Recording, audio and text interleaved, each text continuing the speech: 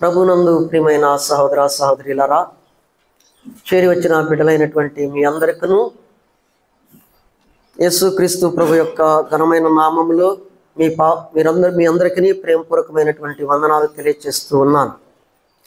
చదవబడినటువంటి లేఖన భాగాన్ని మనం గమనిస్తే, సైన్యములకు అధిపతియగు యెహోవా, ఆయన పరిశుద్ధుడు పరిశుద్ధుడు పరిశుద్ధుడు అని గాన ప్రతిగానములు చేస్తూ ఆయనను ఆరాధిస్తున్నట్లుగా చూస్తూ ఉన్నాం. ఆరాధిస్తున్నటువంటి వారు, ఆరాధనను ఆగ్రాణిస్తున్నటువంటి దేవాతి దేవుడు సైన్యములకు అధిపతియగు యెహోవా. ఆయన నామము హెచ్చించబడుచు ఉన్నది, ఆయన నామము గణపరచబడుచు ఉన్నది, ఆయన నామము సర్వలోకమునకు వినిపిస్తూ ఉన్నది. గడప గుమ్మములు కదులుచూ ఉంటాయి, అంతగా ఆయనను స్తుతిస్తూ ఉన్నారు. నీవు నేను కూడా, రక్షించబడినటువంటి బిడ్డలమైనటువంటి నీవు నేను కూడా ప్రభు పాద సన్నిధికి చేరి వచ్చి పరిశుద్ధాలయంలో నీవు నేను కూడా ఆ రీతిగానే ఆయన పరిశుద్ధుడు, నిన్ను నన్ను కూడా పరిశుద్ధులుగా చేశాడు కనుక పరిశుద్ధుల యొక్క సంఘ సహవాసంలో నీవు నేను కూడా ఆ రీతిగానే ఆరాధించబద్ధులమై ఉన్నాం. అయితే చదవబడినటువంటి లేఖన భాగాన్ని మనము గమనిస్తే, సైన్యములకు అధిపతియగు యెహోవా, ఈ దేవునికి అనేకమైనటువంటి నామాలు ఉన్నాయి. తెలుగు బైబిల్లో ఆదిమ, హెబ్రూ, గ్రీకు భాషలలో తెలుగులోకి అనువదించబడినటువంటి ఈ బైబిల్లో హెబ్రీ భాషలో కొన్ని అనువదించక ఆ రీతిగానే ఉన్నాయి. 22వ అధ్యాయం, ఆదికాండం 22వ అధ్యాయం చూస్తే యెహోవా ఈరే అని ఉంటుంది, యెహోవాయే చూసుకొనును అని ఉంటుంది అనమాట. అది హెబ్రీ పదం, యెహోవా ఈరే అని. అలాగే యెహోవా నిస్సి అని ఉంటుంది, అది కూడా యెహోవా ధ్వజము అని. అట్లాగే ఈ సైన్యములకు అధిపతియగు యెహోవా అనే పేరుకు యెహోవా సెబత్ అనే హెబ్రీ పదము కలిగినటువంటి ఈ నామము సైన్యములకు ఆయన అధినాయకుడై ఉన్నాడు, సైన్యములకు నాయకుడై ఉన్నాడు. ప్రభునందు ప్రియమైన సహోదర సహోదరులారా, ఈ పదము ప్రారంభము మొదటిలో బైబిల్లో ఎక్కడ కనిపిస్తూ ఉందంటే, మనకి మొదటి సమూయేలు గ్రంథము 1వ అధ్యాయము 11వ వచనాన్ని మనం గమనిస్తే, అక్కడ హన్నా తనకు కలిగినటువంటి శ్రమను జ్ఞాపకం చేసుకొని షిలోహు ప్రార్థనా మందిరములో సాగిలపడి ఆమె శ్రమ అంతటిని బట్టి ఆమె మాట్లాడుచు ప్రార్థన చేస్తూ ఉన్నప్పుడు సైన్యములకు అధిపతియగు యెహోవా అని మొట్టమొదటిగా హన్నా నోట నుండి వచ్చినటువంటి పదము అది. మొదటిగా ఆ పదం ఎక్కడికి వాడబడింది? సమూయేలు మొదటి గ్రంథము 1వ అధ్యాయము 11వ వచనములు హన్నా చేత పలకబడినటువంటి వాక్యము అది సైన్యములకు అధిపతియగు యెహోవా, యెహోవా షెబత్ అంటే సైన్యములకు నాయకుడు. అంటే ఆయనకి ఏ సైన్యాలు ఉన్నాయి, ఎన్ని సైన్యాలు ఉన్నాయి అని మనము ఈ వచ్చిన భాగాన్ని చాలామంది దైవజనులు, పరిశుద్ధులు అనేక రీతులుగా దీనిని ఆరాధనా వర్తమానంగా అనేక రీతులుగా చెప్పి ఉండొచ్చు. అయితే మనము ఈ ఉదయకాల సమయంలో ప్రభు పాద సన్నిధికి చేరి ఉన్నటువంటి నీవు నేను కూడా ఈ సైన్యములకు అధిపతియగు యెహోవాకు ఎన్ని సైన్యాలు ఉన్నాయి, ఈ సైన్యాలు ఏమి చేస్తూ ఉన్నాయి, నీవు నేను కూడా రక్షించబడినటువంటి నీవు నేను కూడా మిస్పా ప్రార్థనా మందిరములో చేర్చబడినటువంటి సహోదరుడా సహోదరుడి, నీవు కూడా ఒక చిన్న సైన్యమే. ఇక్కడ నీవు నేను కూడా ఒక సైన్యములో చేర్చబడినటువంటి వారమే. ఈ సైన్యములు ఏం చేస్తున్నాయి, అసలు ఎన్ని సైన్యాలు ఉన్నాయంటే చూస్తే మనము చూడండి, గమనించండి. ద్వితీయోపదేశకాండము 4వ అధ్యాయము 19వ వచనం చదువమ్మా. ద్వితీయోపదేశకాండము 4వ అధ్యాయము 19వ వచనం. సూర్య చంద్ర నక్షత్రములైన ఆకాశ సైన్యమును చూసి మరుల కొల్పబడి నీ దేవుడైన యెహోవా ఆకాశము క్రిందనున్న సమస్త ప్రజల కొరకు అమ్మా పంచి పెట్టిన వాటికి నమస్కరించి వాటిని పూజింపక ఉండునట్లు ఇది మీరు బహుగా జాగ్రత్త పడాలి. ఇజ్రాయెల్ ప్రజలైనటువంటి వారు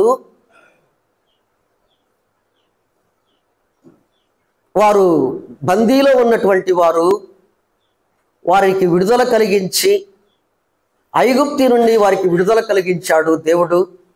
వారిని కానాను దేశమునకు తీసుకొని వస్తున్న సమయంలో వారు దేవుడిచ్చినటువంటి ఆజ్ఞలను కట్టడలను వారు ఆచరించలేకపోయారు. మరలా పురికొల్పకుడి అనే ఒక చిన్న మాటను మనం చూస్తున్నాం. అయితే మోషే ద్వారా అనుగ్రహించబడినటువంటి ధర్మశాస్త్రాన్ని వారు పాటించల. వారు విడుదల కలిగించినటువంటి వాడు వారి శ్రమను చూశాడు, వారి ఏడ్పులను చూశాడు, వారి మూలుగులను చూశాడు.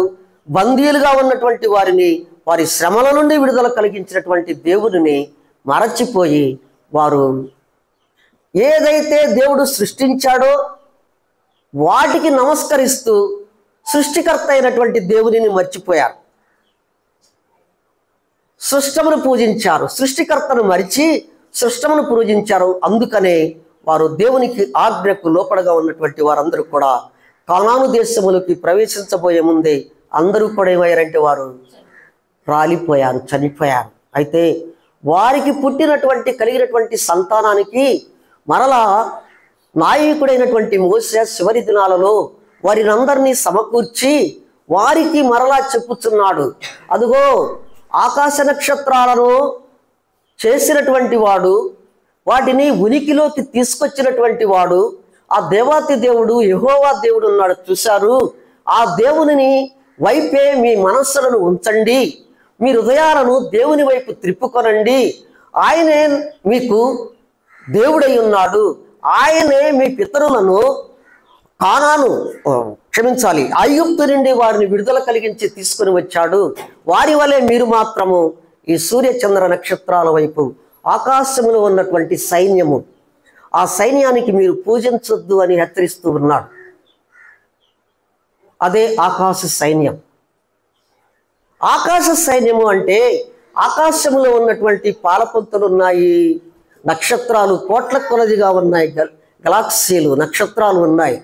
వాటినన్నిటినీ గెలీలియో ఇంకొక అతను వాటిని కనుగొన్నారని మనము ఖగోళ శాస్త్రం ద్వారా తెలుసుకుంటాం. అయితే ఇన్ని కోట్ల కొలది నక్షత్రాలు ఉన్నాయి. ఉన్నటువంటివి అవి తను చేశాడు, తరువాత పలికాడు, పలకగానే అవి ఏమైపోయాయంటే తన ఉనికిని ప్రారంభించాయి. తనకు ఆజ్ఞాపించినటువంటి పనులు చేయుటకు అవి పురికొల్పబడ్డాయి. ప్రభునందు ప్రియమైన సహోదర సహోదరులారా, ఈ ఆకాశ సైన్యాన్ని అవి ఏం చేస్తూ ఉన్నాయంటే చూడండి, గమనించండి. ఇక్కడ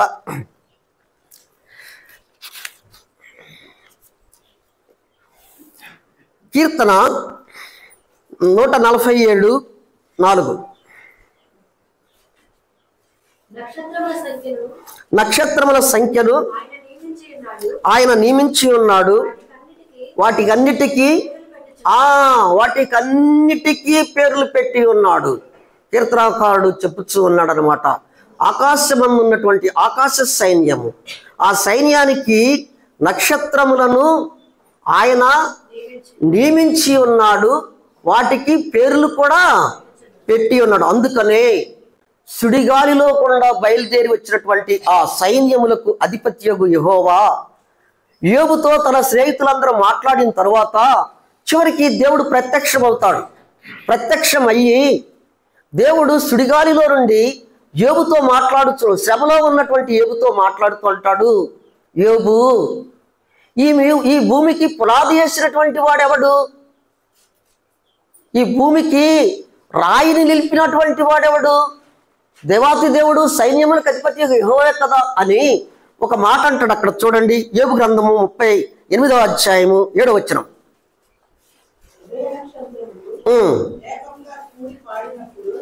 ఉదయ నక్షత్రములు వేగముగా కూడి పాడినప్పుడు దేవదూతలందరూ ఆనందించి జయధ్వనులు చేసినప్పుడు దాని మూలరాతిని వేసిన వాడెవడు? ఉదయ నక్షత్రములంట ఏమంటున్నాయి? జయధ్వనులు చేస్తూ ఉన్నాయి. ఎవరికి జయధ్వనులు చేస్తూ ఉన్నాయి? ఎవరికి? మూలరాతి వేసినటువంటి ఆ సైన్యములకు అధిపత్యగు యెహోవాకు అవి ఏం చేస్తూ ఉన్నాయి? నక్షత్రములు, ఉదయ నక్షత్రములు, కాంతిగల నక్షత్రములు, దేవుని యొక్క వాటిని నక్షత్రములను వాటిని చేతులతో పట్టుకున్నటువంటి ఆ సైన్యములకు అధిపత్యగు యెహోవా అవి స్తుతిగానాలు చేస్తూ ఉంటే, జయధ్వానాలు చేస్తూ ఉంటే వారు అది ఎవరో ఎవరో దేవదూతలు అంటే దేవుని కుమారులు. కింద ఉండదు చూడండి, పుట్టినోట్లో ఉంటుంది.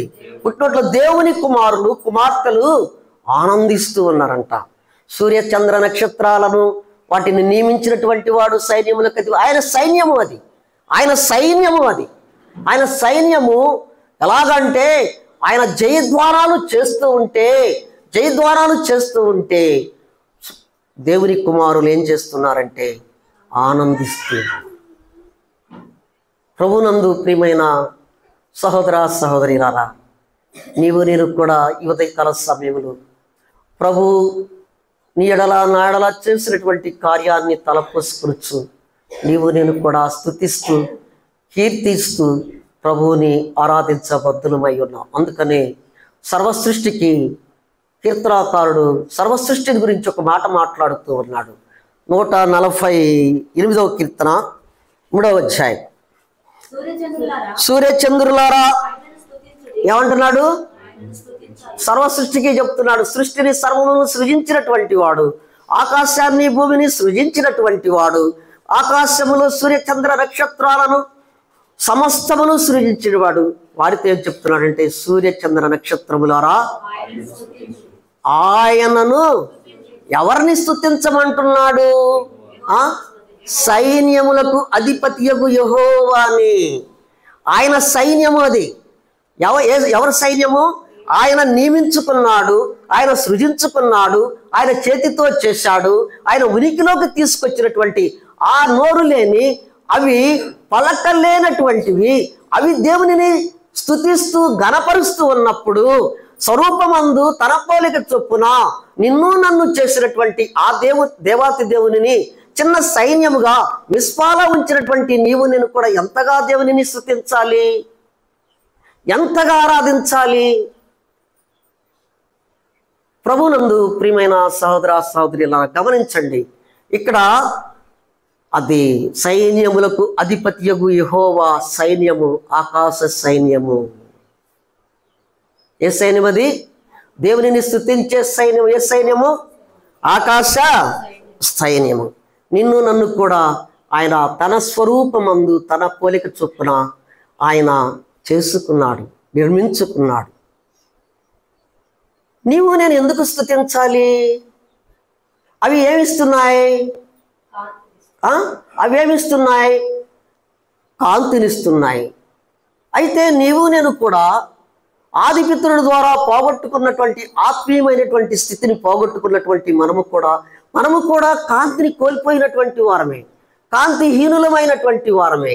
మనము కూడా ఆరిపోయినట్టు. అందుకనే దావీదు భక్తుడు అంటాడు, నా దీపము వెలిగించువాడు ఆయనే. ఆయన దీపం ఆరిపోయింది.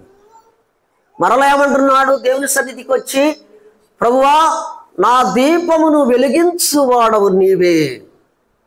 మరలా నీ దీపము నా దీపము పోగొట్టుకున్నటువంటి వెలుగును ఆదిపితరుడైనటువంటి ఆదాము ఏదేనులో నుండి బయటకు రాగానే తన కాంతిహీనుడైపోయాడు, తన కాంతిని పోగొట్టుకున్నాడు.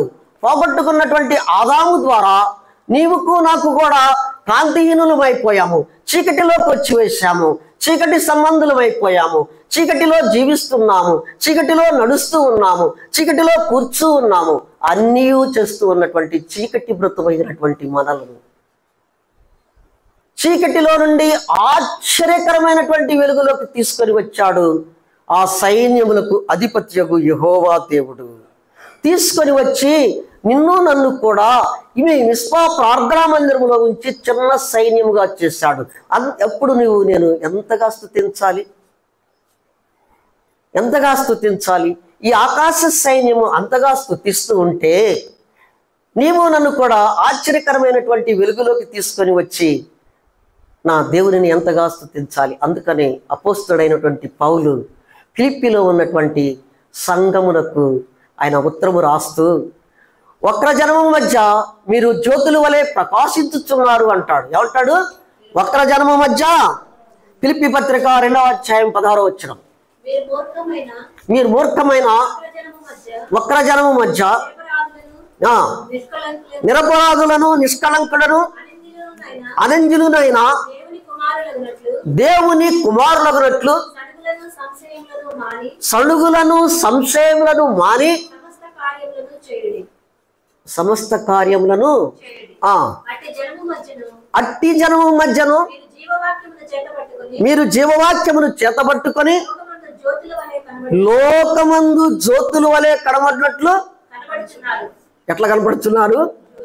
ఈ అదే ముందున్నటువంటి చదివినన్నిటి కూడా వక్రబుద్ధి కలిగినటువంటి వారు వక్ర జనము మధ్య మనము జ్యోతుల వలె ప్రకాశిస్తున్నటువంటి వారు. ఎట్టగా చేశాడంటే మనల్ని కాంతిహీనులమైనటువంటి మనలను కాంతిని పోగొట్టుకున్నాం ఇచ్చాడు. ఆదిపిత్రుడి ద్వారా పోగొట్టుకున్నటువంటి మరల యేసుక్రీస్తు ప్రభువారు ఆ కల్వరిలో 2 కోయల మధ్య వేలాడబడి ఆయన చనిపోగానే లోకమంతయు కట్టిక చీకటైపోయింది, చీకటి క్రమ్మింది. చీకటి క్రమ్మినప్పుడు ఆయన తన ముఖ తేజస్సుతో ఆయన తలవాల్చినప్పుడు ఆయన ఆకాశానికి భూమికి వేలాడబడినటువంటి ఆ దేవునిలో నుండి వచ్చినటువంటి వెలుగు నిన్ను నన్ను ఆవరించింది. ఆయన కల్వరిలో చేసినటువంటి అమూల్యమైన బలియాగము, మరణ పునరుద్ధానములు, రక్త ప్రోక్షణ ద్వారా నీకు నాకు నీ దీపమును నా దీపమును వెలిగించాడు, ఒక నక్షత్రముగా చేశాడు. చేసినటువంటి ఆ దేవునిని నీవు నేను ఎంతగా స్తుతించి ఎంతగా ఘనపరిచి ఆరాధించాలి. ఇది ఆకాశ సైన్యం. రెండవ చూడండి, 2వ రాజుల గ్రంథము 6వ అధ్యాయము 16-17 వచనాలు. అతడు భయపడవద్దు, మన పక్షమున ఉన్నవాడు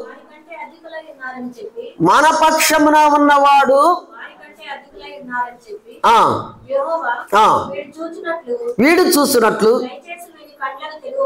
వీడి కండ్లను తెరవమని ఎలీషా ప్రార్థన చేయగా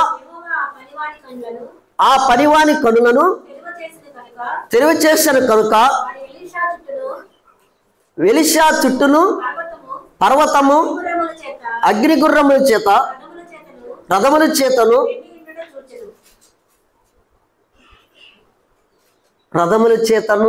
అగ్ని చేతను గుర్రముల చేతను ఒక ప్రాకారముగా కట్టబడింది.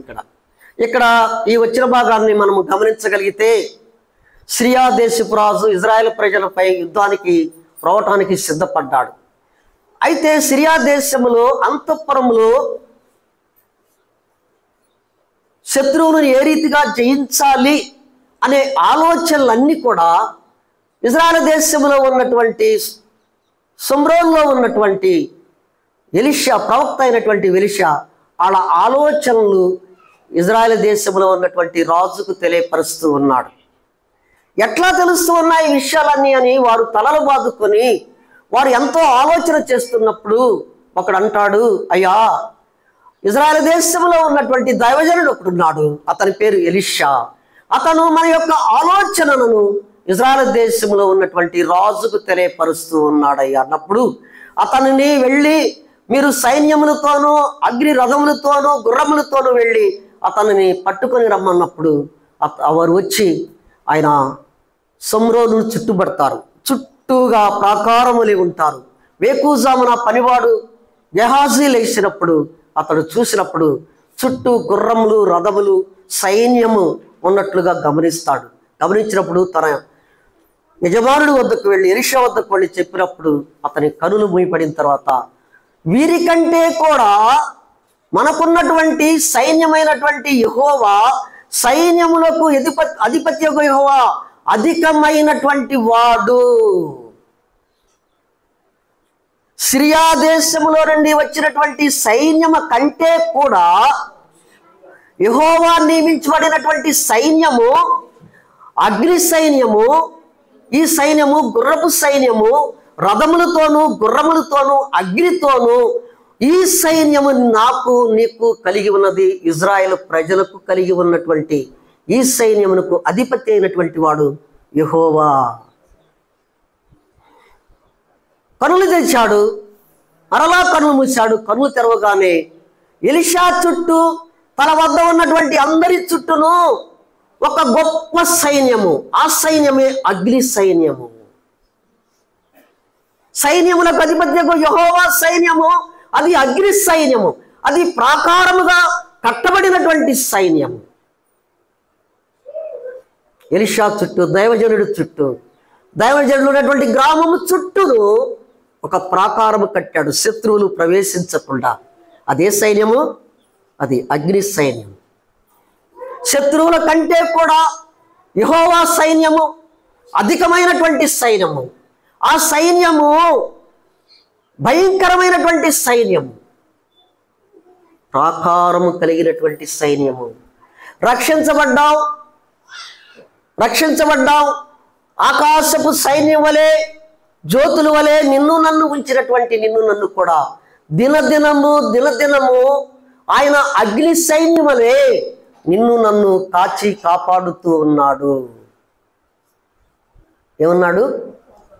ఆయన భద్రత ఇస్తూ ఉన్నాడు దినదినము. గత రాత్రి నీకు నాకు భద్రత ఇచ్చాడు కనుకనే ఈ దినము ఈ రీతిగా ప్రభు పాద సన్నిధికి వచ్చి ఆరాధించుటకు ఆయన భద్రత ఇచ్చాడు కనుకనే ఆరాధిస్తూ ఉన్నాం. అగ్ని సైన్యం, సైన్యములకు అధిపత్యగు యెహోవా. వారికి ఎలీషాతో ఉన్నటువంటి వారికి భద్రత ఇచ్చాడు. నీకు నాకు భద్రత ఇచ్చినట్టు కొరకై ఆయన అమూల్యమైనటువంటి రక్తాన్ని చిందించి ఆ రక్తము కిందకి నిన్ను నన్ను భద్రపరిచాడు. ఎంత గొప్పవాడండి ఈ సైన్యములకు అధిపత్యగు యెహోవా. ఈ సైన్యములకు అధిపత్యగు యెహోవా ఆకాశ సైన్యము కలిగి ఉన్నవాడు. ఈ సైన్యములకు అధిపత్యగు యెహోవా అగ్ని సైన్యము కలిగి ఉన్నాడు. ఈ ప్రభునందు ప్రియమైన సహోదర సహోదరులారా గమనించండి. ఇక్కడ రోమీయులకు రాసిన పత్రిక 8వ అధ్యాయం 31వ వచనం చదువమ్మా. ఇట్లుండగా మనం ఏమందుము, దేవుడు మన పక్షమున ఉండగా మనకు విరోధి ఎవడు? అగ్ని సైన్యముతో ప్రాకారముగా ఉన్నప్పుడు మనకు విరోధి అనేవాడు ఎవడు లేడు. ఎలీషా చుట్టూ ప్రాకారం ఉంది కనుక నిన్ను నన్ను విరోధి అనేవాడు తాకడు, రాలేడు. నీకు నాకు అగ్ని సైన్యములే దినదినము క్షణక్షణము కాపాడుతూ వస్తున్నటువంటి దేవునిని ఎంతగా స్తుతించి ఆరాధించి గణపరచాలి. ప్రభునందు ప్రియమైన సహోదర సహోదరులారా, అందుకనే యెషయా, ప్రవక్త అయినటువంటి యెషయా అంటాడు. చూడండి 29వ అధ్యాయం 6వ వచనం.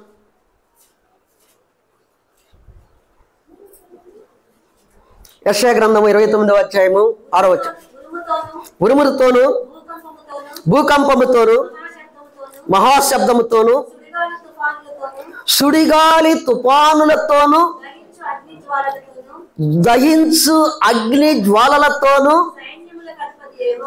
సైన్యములకు అధిపత్యగు యెహోవా అమ్మా దానిని ఎవరిని శిక్షిస్తాడు? బాధించే మన సమూహం ఎవరు? అపవాది యొక్క సమూహం ఈ లోకంలో ఉంది. అది ఏలుతూ ఉన్నటువంటి వారిని మన చుట్టూ ప్రాకారముగా కట్టాడు. ఎట్లా కట్టాడు? ఇట్లుండగా ఏమైంది? యెహోవా సైన్యము అగ్ని సైన్యము ఉరుములతోనూ అగ్ని జ్వాలలతోనూ సైన్యములకు అధిపతియగు యెహోవా నిన్ను నన్ను ఏం చేస్తాడు? కాపాడుతాడు. అందును బట్టి నేను దేవునిని స్తుతించి గణపరచవలసినటువంటి వారమై ఉన్నాము. ఆకాశ సైన్యము ఆ నక్షత్రాలు దేవునిని స్తుతిస్తూ ఉన్నాయి. అవి ఉనికిలోకి తీసుకొని వచ్చాడు దేవుడు, చేశాడు, తన చేతితో చేశాడు, వాటిని ఉనికిలోకి తీసుకొని వచ్చాడు, తన పనిని జరిగిస్తూ అవి దేవునిని, ఆ యజమానుడైనటువంటి యెహోవాని, సైన్యములకు అధిపత్యగు యెహోవాని, సూర్యచంద్రుల ద్వారా మీరు యెహోవాని స్తుతించుడి అని అన్నప్పుడు అవన్నీ కూడా దేవునిని స్తుతించటం ప్రారంభించాయి. ఆకాశ నక్షత్రం వలె జ్యోతిలే నేను ఉన్నావు. నిన్ను నన్ను కూడా ఒక సైన్యముగా చేశాడు కనుక దేవునిని స్తుతించి ఆరాధించాలి. నేను ఈ లోకంలో ఉన్నప్పుడు పయనిస్తూ ఉన్నప్పుడు ఆయన అగ్ని సైన్యం వలె, సైన్యములకు అధిపత్యగు యెహోవా నీకు నాకు ప్రాకారాన్ని కట్టాడు. ఈ శత్రు సమూహం నుండి విడుదల కలిగించుట కొరకై ఒక ప్రాకారాన్ని కట్టాడు. ఆ ప్రాకారాన్ని కట్టుట వలన నేను దేవునిని భద్రపరిచాడు కనుక ఆ భద్రపరిచినటువంటి సైన్యములకు అధిపత్యగు యెహోవాని నేను స్తుతించి గణపరిచి ఆరాధించవలసినటువంటి వారమై ఉన్నాం. మూడవదిగా చూసుకొని మనం ముగించుకుందాం. చూడండి, లూకాసు వార్త 2వ అధ్యాయం 13వ వచనం.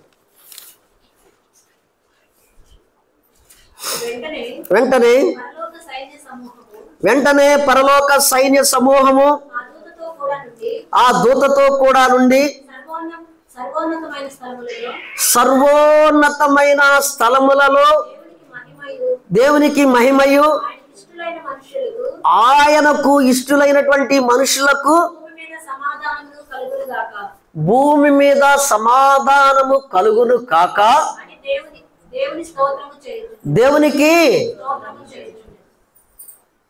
ది పరలోక సైన్య సమూహము, సైన్యములకు అధిపత్యగు యెహోవాకి ఇది పరలోక సైన్య సమూహము భూమి మీదకు వచ్చాయి. ఎట్లా వచ్చాయి? ఎందుకు వచ్చాయి?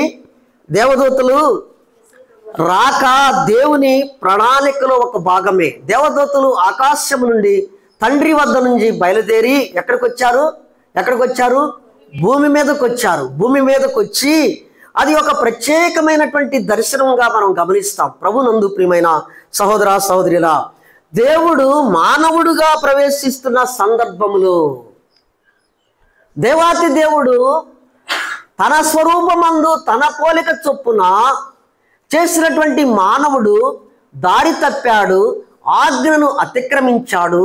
వెలుగు సంబంధి అయినటువంటి వాడు చీకటి సంబంధి అయిపోయినటువంటి ఆ మానవుని మరలా తిరిగి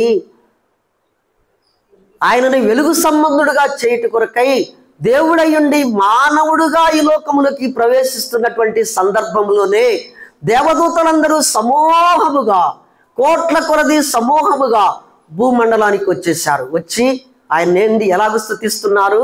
చదవమ్మ ఇంకొకసారి. సర్వోన్నతమైనటువంటి స్థలములలో దేవునికి మహిమ, ఆయనకి ఇష్టలైనటువంటి వారికి సమాధానము. ఆ దేవుని యొక్క, ఆ రక్షకుని యొక్క జన్మ సందేశాన్ని వారు వెల్లడిపరుస్తూ ఉన్నారు. ఆ దూతల సమూహం. ప్రభునందు ప్రియమైన సహోదరుడా సహోదరి, చూసారా? ఆ రక్షకుడు, లోకరక్షకుడు ఆ సైన్య సమూహమును మానవుడుగా ఈ లోకానికి అవతరించినప్పుడు ఆ సమూహము ఏం చేస్తున్నది? దేవునిని స్తుతిస్తూ గణపరుస్తూ దేవుని, ఓ పరలోక సైన్యాధికారి, పరలోక భూలోక నాథ అని ఆయనను స్తుతిస్తూ ఉన్నాయి. ఏల్ ఎలోహి ఇజ్రాయేలు అని హెబ్రీ భాషలో కూడా పాడుచు పరలోకపు సైన్యము దేవునిని స్తుతిస్తూ ఆయన జన్మదినాన్ని పురస్కరించుకొని ఎంత గొప్ప శబ్దముతో దేవునిని స్తుతించారో మనం అక్కడ గమనిస్తూ ఉన్నాం. అందుకనే ఇప్పుడు నేను కూడా చిన్న సైన్యముగా చేయబడినటువంటి నేను కూడా ఇప్పుడు ఎక్కడికి వెళ్ళాలి? ఏ సైన్యములు? ఇక్కడ ఈ భూమండలంపై ఉన్నటువంటి పరిశుద్ధులమైనటువంటి మనము చిన్న మందగా, చిన్న సైన్యముగా చేరి నీవు నేను దేవునిని స్తుతిస్తూ ఉన్నాం. ఇక్కడ గమనించండి, ప్రకటన గ్రంథంలో ఒక సైన్యం మనం చూస్తాం. ప్రకటన గ్రంథం 5వ అధ్యాయం 11వ వచనంలో గమనిస్తే చూడండి, మరియు నేను చూడగా సింహాసనమును జీవులను పెద్దలను ఆవరించి ఉన్న అనేక దూతల స్వరము వినబడెను. వారి లెక్క అమ్మా కోట్ల కొలదిగా ఉండెను. వారు వధింపబడిన గొర్రెపిల్ల శక్తియు ఐశ్వర్యమును జ్ఞానమును బలమును ఘనతయు మహిమయు స్తోత్రమును పొందనర్హుడని గొప్ప స్వరముతో చెప్పుచూ ఉండరి. గొర్రెపిల్ల ఎదుటను వధించబడిన గొర్రెపిల్ల ఎదుటను సింహాసనం ఎదుటను లెక్క కోట్ల కొలదిగా ఆయనను పరలోకంలో ఆయనను స్తుతిస్తూ ఉన్నారు, సాగిలపడి గణపరుస్తూ ఉన్నారు. నీవు నేను ఈ లోకంలో ఎందుకు ఆరాధనను పెట్టాడంటే దేవాతి దేవుడు ఇక్కడ మనము ఎంతగా స్తుతిస్తున్నామో ఆ కోట్ల కొలది సైన్య సమూహంలోకి నీవు నన్ను కూడా చేర్చబడతాం. ఆ కోట్ల కొలది సైన్యంలో నీవు నేను కూడా వధించబడిన గొర్రెపిల్ల ఎదుట సింహాసనం ఎదుట సాగిలపడి అక్కడ కూడా నీవు నేను ప్రభుని ఆరాధించటకు ఆయన మానవుడిగా జన్మించడం ద్వారా జన్మించినప్పుడే ఆ పరలోక సైన్య సమూహము దేవునిని స్తుతించింది. నీవు నేను కూడా ఆ సైన్య సమూహంలో పరలోకంలోకి వెళ్ళి పరలోకంలో కోట్ల కొలది సైన్యం, కోట్ల కొలది వారు ఏం చేస్తున్నారు? గొర్రెపిల్లయు శక్తియు మహిమయు ఘనతయు పొందనర్హుడు. ఆయన శక్తి, ఆయన మహిమ, ఆయన ఘనత ఇవన్నీ ఎవరికి చెందుతాయి? సైన్యములకు అధిపత్యకు యెహోవాకి. ఎంత గొప్పవాడండి. అందుకనే యెషయా గ్రంథము 6వ అధ్యాయము 4-3 వచనాలు చదివితే అక్కడేముందండి? సైన్యములకు అధిపత్యకు యెహోవా, ఆయన పరిశుద్ధుడు పరిశుద్ధుడు పరిశుద్ధుడు అని ఆయనను గొప్ప స్వరముతో వారు గాన ప్రతిగానములు చేస్తూ ఉంటే గడప పునాదులు ఏమయ్యాయి? ప్రభునందు ప్రియమైన సహోదర సహోదరులారా, ఆ సందర్భాన్ని మనం చూస్తూ ఉంటే ఈ ఆకాశ సైన్యము, అగ్ని సైన్యము, పరలోకపు సైన్యము దేవునిని ఎంతగా హెచ్చించి ఆరాధిస్తున్నాయంటే, వారు ఆరాధిస్తూ ఉంటే ఆ గడప గుమ్మములు కదిలిపోతూ ఉన్నాయి. నీవు నేను ఆరాధిస్తుంటే పక్కమటోళ్ళు నిద్రపోతుంటే లెగోరు కదా, పక్కమటోళ్ళు లెగోరు. నీవు నేను ఆరాధించాలి. ఆయన ఘనత, ఆయన మహిమ, ఆయన ప్రభావము, ఆయన ఇచ్చినటువంటి సమాధానాన్ని జ్ఞాపకం చేసుకొని ఒక సమూహముగా, ఒక సైన్యముగా ప్రభు పాద సన్నిధిలో మిస్పాలో చేరాం, రక్షించబడ్డాం. ఒక జ్యోతి వలె నిన్ను నన్ను ఉంచాడు. ఒక్కర జనము మధ్య నిన్ను నన్ను ప్రత్యేకించుకున్నటువంటి నీకు నాకు భద్రత ఇచ్చాడు. పరలోకములో సమూహములో చేర్చుకొనుటకు సిద్ధముగా ఉన్నటువంటి ఆ సైన్యములకు అధిపత్యగు యెహోవాని ఎంతగా స్తుతించినా ఆ రుణము ఆ రీతిగా ఉండవలసినది. ఎంతగా స్తుతించాలండి. అన్న ఇందాక నాకు అక్కడ దుగ్గిరాల్లో ఉన్నప్పుడు ఒక పాట పాడాడు, 67వ పాట గుర్తుపెట్టుకొని వచ్చా. యెహోవాని స్తుతించుడి సూర్యచంద్ర నక్షత్రములారా. అది నా మైండ్లో పడింది.